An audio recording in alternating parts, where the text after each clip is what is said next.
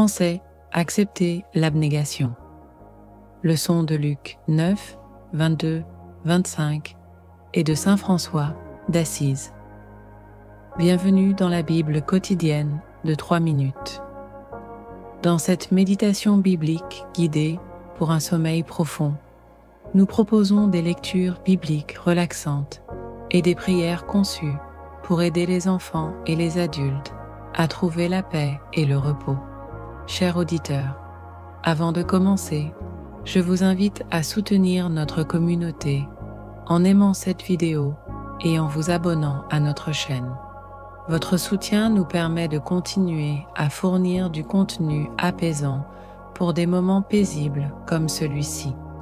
Maintenant, alors que vous vous préparez à vous reposer, trouvez une position confortable, fermez doucement les yeux et prenez une profonde inspiration apaisante. Et expirez lentement. À chaque respiration, sentez les tensions de la journée se dissiper, invitant la paix et le calme dans votre esprit et votre corps. Ayez confiance que Jésus est avec nous en ce moment même, nous guidant vers la relaxation et une connexion plus profonde avec notre Père céleste. Laissez sa présence vous envelopper, apportant réconfort et sérénité pendant que vous vous laissez glisser dans un sommeil réparateur.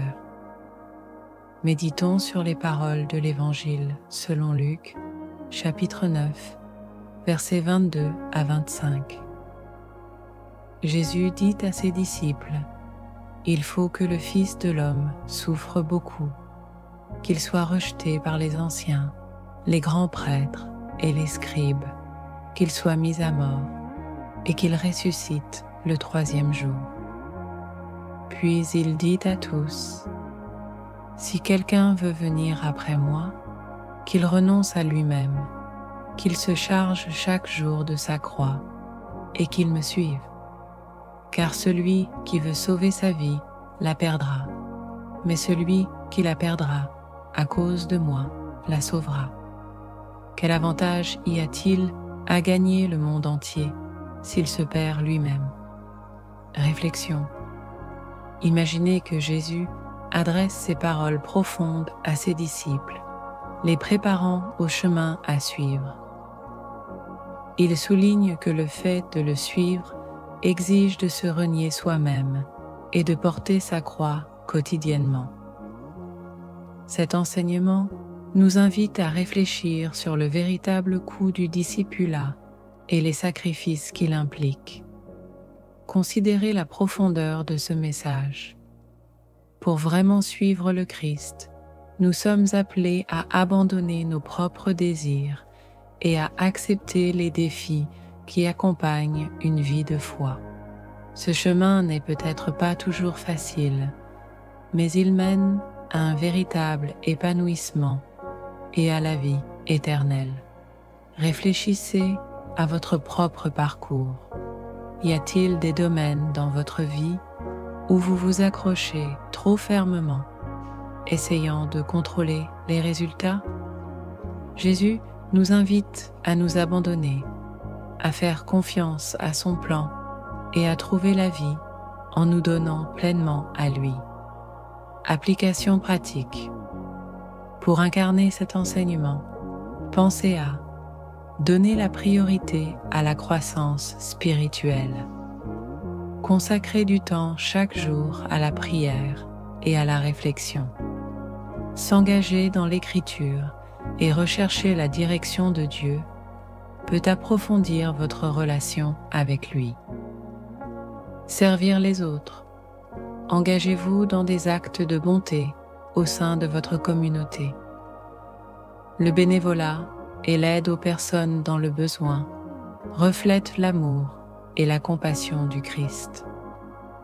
Se détacher du matérialisme. Simplifiez votre style de vie pour vous concentrer sur les valeurs spirituelles. Renoncer aux possessions matérielles excessives peut conduire à une vie plus épanouissante, centrée sur la foi. Affirmation.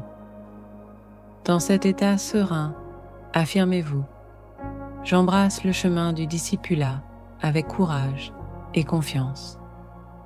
J'abandonne mes propres désirs pour suivre la volonté de Dieu. Je trouve la vraie vie en me donnant pleinement au Christ. Laissez ces affirmations s'installer dans votre cœur, apportant un sentiment de paix et d'alignement avec le dessein de Dieu pour vous. Exemple de serviteur fidèle. Considérez la vie de saint François d'Assise, qui a renoncé à sa richesse et a embrassé une vie de pauvreté pour suivre le Christ de plus près. Son engagement radical envers l'Évangile nous enseigne la beauté de l'abandon et la joie qui vient de vivre en harmonie avec la volonté de Dieu. Un autre exemple inspirant est celui de Dietrich Bonhoeffer, un pasteur et théologien allemand qui s'est opposé à l'oppression pendant la Seconde Guerre mondiale.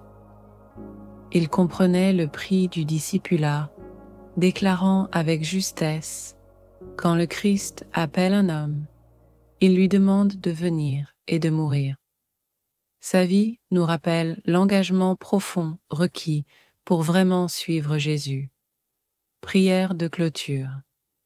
Père céleste, tu nous as appelés à suivre ton Fils, Jésus, sur le chemin du discipulat.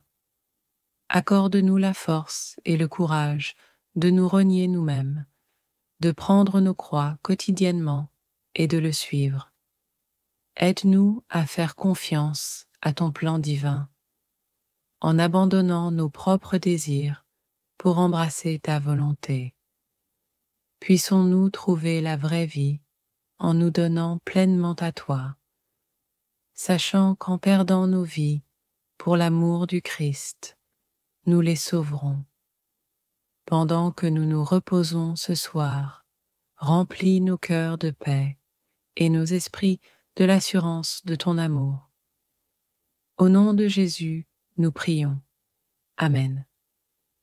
Alors que vous vous endormez, laissez les exemples de ces fidèles serviteurs vous inspirer à embrasser le chemin du discipulat avec confiance et courage. Que votre repos soit paisible et que vous vous réveillez rafraîchis, prêts à porter votre croix et à suivre le Christ dans tout ce que vous faites.